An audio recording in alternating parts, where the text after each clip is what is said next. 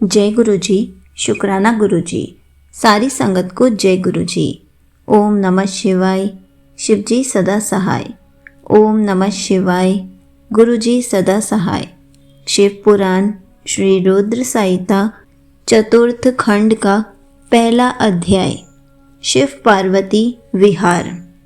जिनका मन वंदना करने से प्रसन्न होता है, जो प्रेम प्रिय है और जो प्रेम प्रदान करने वाले हैं, जो पूर्णानंद हैं और अपने भक्तों की इच्छाओं को सदा पूरा करने वाले हैं, जो ऐश्वर्य संपन्न और कल्याणकारी हैं, जो साक्षात सत्य के स्वामी हैं, सत्य प्रिय और सत्य के प्रदाता हैं, ब्रह्मा और विष्णु जिनकी सदा स्तुति करते हैं, जो अपनी इच्छा के अनुरूप शरीर को धारण करते हैं, उन परम आदरमयी भगवान शिव की मैं चरण वंदना करता हूँ।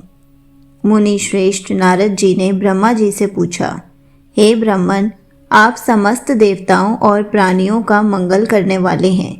हे भगवान, आप मुझ पर कृपा करके यह बताइए कि देवादिदेव करुणा निधान भगवान शिव तो अत्यंत शक्तिशाली और समर्थ हैं, फिर भी जिस अभिष्ट फल की सिद्धि के लिए उन्होंने गिरिजा नंदिनी पार्वती से विवाह रचाया था, क्या वह पूर्ण हुआ? उन्हें पुत्र की प्राप्ति कब और कैसे हुई? तारकासुर का वध किस प्रकार हुआ? प्रभु, कृपया कर मेरी इन जिज्ञासाओं की शांति हेतु मुझे इनके बारे में विस्तृत रूप में बताइए। सूत जी कहते हैं कि जब नारद जी ने यह पूछा, तब ब्रह्मा जी ने प्रसन्नतापूर्वक भगवान शिव का स्मरण करते हुए कहा, नारद, जब भगवान शिव देवी पार्वती के साथ कैलाश पर्वत पर पधारे, तब वहाँ सबने मंगल उत्सव किया।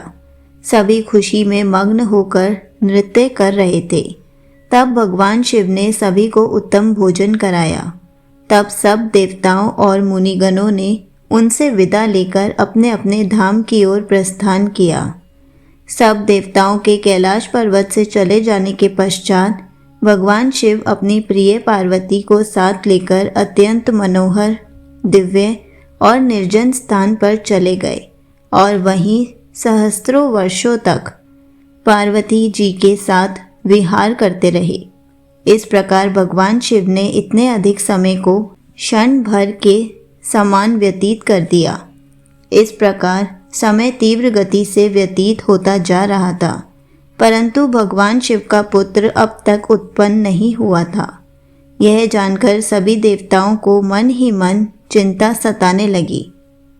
तब देवराज इंद्र ने एक सभा करने का विचार किया और उन्होंने सभी देवताओं को सुमेरु पर्वत पर आमंत्रित किया। उस सभा में सब देवता इस बात पर विचार करने लगे कि इतना समय व्यतीत हो जाने पर भी अब तक शिवजी ने पुत्र क्यों नहीं उत्पन्न किया। वे सोचने लगे कि शिवजी अब क्यों विलंब कर रहे हैं। उस समय मुझ ब्रह्मा को लेकर सब देवता भगवान श्री हरि विष्णु के पास गए और कहने लगे कि हे हरे, भगवान शिव हजारों वर्षों से रति क्रीड़ा कर रहे हैं। उनका पार्वती जी के साथ विहार अब भी जारी है, परंतु अब तक किसी शुभ समाचार की प्राप्ति नहीं हुई है। तब भगवान श्री हरि विष्णु मुस्कुराए और बोले, हे देवताओं, आप इस विषय में इतनी चिंता मत कीजिए। शिवजी स्वयं अपनी इच्छा अनुसार इस स्थिति से विरत हो जाएंगे। वैसे भी हमारे शास्त्रों में इस बात का उल्लेख है कि जो व्यक्ति स्त्री पुरुष का वियोग कराता है, उसे हर जन्म में इस वियोग को स्वयं भी भोगना पड़ता है। अतः अभी कुछ भी नहीं करना चाहिए।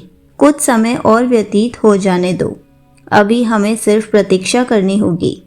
कुछ देर सोचने के पश्चात श्री हरि ने पुनः कहा, 1000 वर्ष बीत जाने पर आप सब लोग शिवजी के पास जाना तथा कोई युक्ति लगाकर ऐसा उपाय करना कि उनका शक्तिपात किसी भी प्रकार से हो जाए।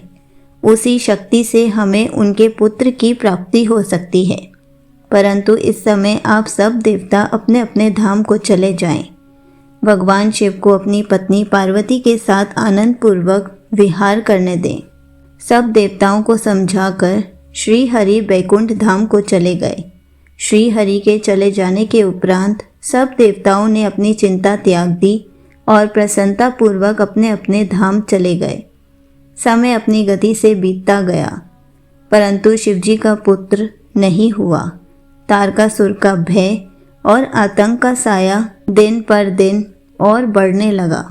देवताओं सहित ऋषि मुनियों और साधारण मनुष्यों का जीवन उसने दूभर कर दिया था। तारकासुर के डर से पृथ्वी कांप उठी।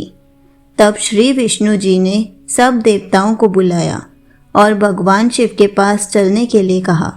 तब सब देवताओं को साथ लेकर भगवान श्री हरि और मैं भगवान शिव से भेंट करने के लिए कैलाश पर्वत पर पहुँचे, परंतु भगवान शिव कैलाश पर्वत पर नहीं थे। उनके गणों से जब हमने महादेव जी के विषय में पूछा तो उन्होंने बताया कि भगवान शिव माता पार्वती के पास उनके मंदिर में गए हैं। तब श्री हरि ने शिव गणों से उनका पता पूछा। तत्पश्चात हम सब उस स्थान पर पहुँचे जहाँ त्रिलोकीनाथ भगवान शिव अपनी प्रिया के साथ निवास कर रहे थे। तब वहाँ उनके निवास के द्वार पर पहुंचकर सब देवताओं ने भगवान शिव का स्मरण कर उन्हें मन में प्रणाम कर उनकी स्तुति आरंभ कर दी। संगत जी, यहीं पर शिव पुराण श्री रुद्र संहिता चतुर्थ खंड का पहला अध्याय समाप्त होता है। जय गुरु जी। शुक्राना गुरु जी।